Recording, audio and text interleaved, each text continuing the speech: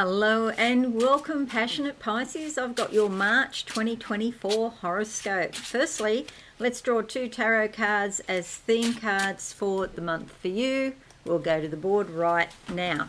There's your horoscope, but firstly these cards. So two cards, the first one, the first half of the month. What do I see for passionate Pisces? I'm getting a pain in my left heel. There could be issues with your lower back, perhaps, maybe even knees or jaw line, especially on the left side. What's called the TMJ, temporomandibular joint, might be out of alignment. It might need some attention by somebody who's qualified in dealing with that. However, while I'm saying it, the pain is coming off my foot. This is about stepping forward, especially in a feminine way. Maybe you've had to be more masculine because that's the only way you could get things done the way that you needed to. But there is another way, and that's doing it through the feminine energy. And part of that is being receptive, and then Spirit brings those things to you. Let's have a look and see what card we get for you, passionate Pisces. Let's go with that one. The Eight of Wands. Great amount of really brilliant ideas coming through to your mind with great speed, great alacrity. You're in touch with your subconscious, and it's going to give you some brilliant ideas this month. So anything you get, write down. There could be some real gems there, something that you can actually act upon and get somewhere with. Now, I'm looking at a pile of boulders, great big rocks here, but as I'm looking at them, they turn into crystals. And then there's some value in them. So it might be that something was challenging and it looked like it was useless, worthless, not worth your while, and all that sort of thing. And then something happens over time, not in 5 minutes, but over time, and then they become valuable. It might be old ideas that you had about something and you'd given up on something, and now you think, hang on a minute, was I a little bit too quick in doing that? The card that comes out is the Six of Swords. Moving on from a difficult situation in the past, you might not have all of the knowledge that you feel you need. However, the water, the subconscious is quite still and deep, and you're making great progress in moving away from the past. These swords are actually ideas about how you can do that, how you can move forward in your life. So I wouldn't dilly-dally, get on with it and move forward. So here's your horoscope, like that. I'm going to make it a bit bigger so we can see it, like that. So we start the month off with a T-square here, a challenging aspect, but a completely workable aspect that can give you some good results in the end. Okay? The thing to note is that it's only for a few hours on the first of the month, because the moon here will move forward and this will dissolve. But this T-square involves the moon, also Venus here, and Jupiter conjuncting Uranus. It's, where are we, 17, 19, 11, yeah. The Jupiterian part of it that expands everything and increases the energy quite a fair bit is actually a little bit distant, but not too bad. It's still conjunct, so you're still going to get that benefit of the increased energy. So it's basically about your subconscious, what is going on in your subconscious, because these planets are funneling their energy to here, which is Mars and Venus conjunct.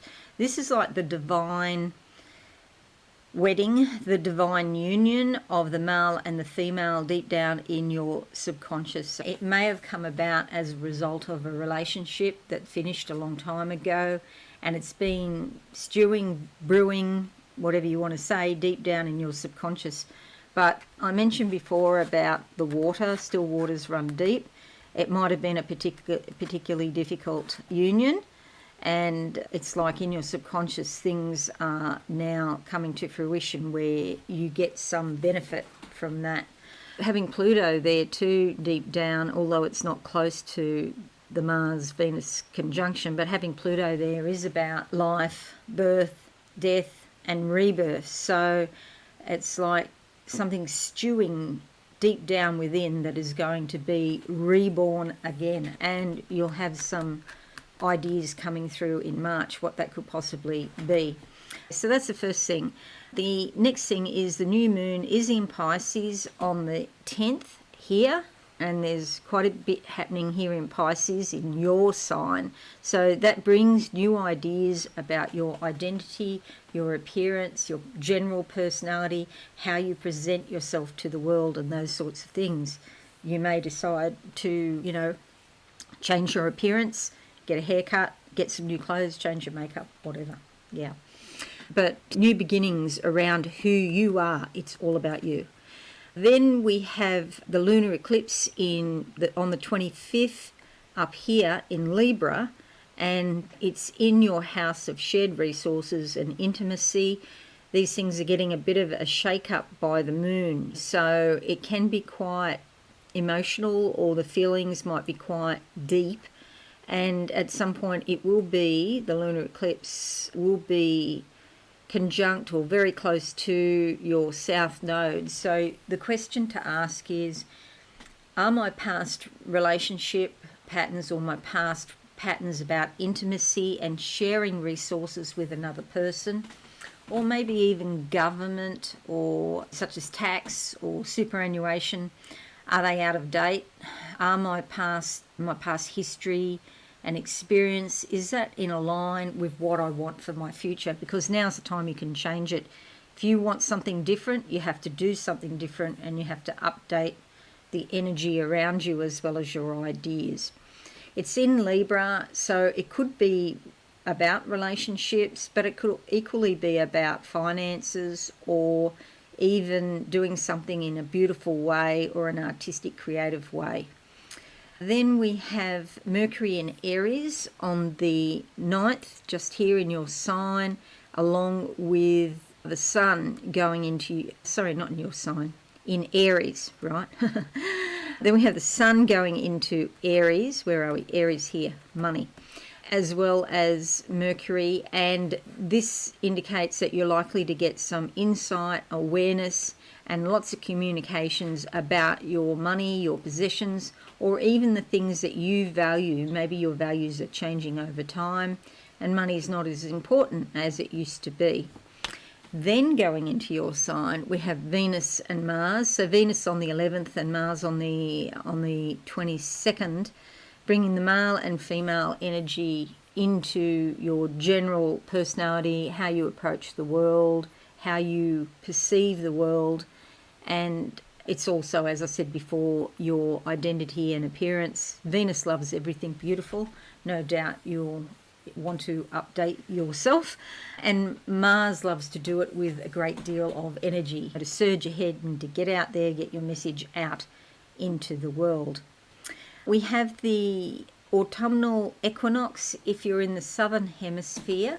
This is about preparing for winter. It's about filling your pantry up with everything you need so you don't have to go out in the cold. It's about baking. It's about creating things and just getting your home in order and just being very prepared. If you're in the northern hemisphere, it's your spring equinox, and it's about planting seeds and getting stuff into the ground. That means that you're physically manifesting. You're planning, you're strategizing, and you're getting ready to make some physical change, whether that be like a new job or a new project or even a new car, whatever it is. The thing to note is that equinoxes are about balance, because we have equal daylight hours and equal nighttime hours. So the equinox is encouraging you to get the balance between your spiritual life and also your external physical life, because we need to do both, obviously. The next thing is, and the final thing is, that on Sunday the 31st, it's Easter Sunday, and this has the overall general theme of rebirth and renewal. And rebirth comes about after you've had a very significant or transformative change, which is like a death in some ways. It's the ending of something so that a new beginning can start again in your life. It's like a new chapter in your book of life. So it's a bit exciting, actually. So it doesn't matter what religion you are. It's not about religion. It's about the spiritual energy and the symbolic meaning of Easter Sunday. It's for all people, and it suggests that we are born again in some new fashion. So that's it, passionate Pisces. I hope this is useful for you. Fingers crossed.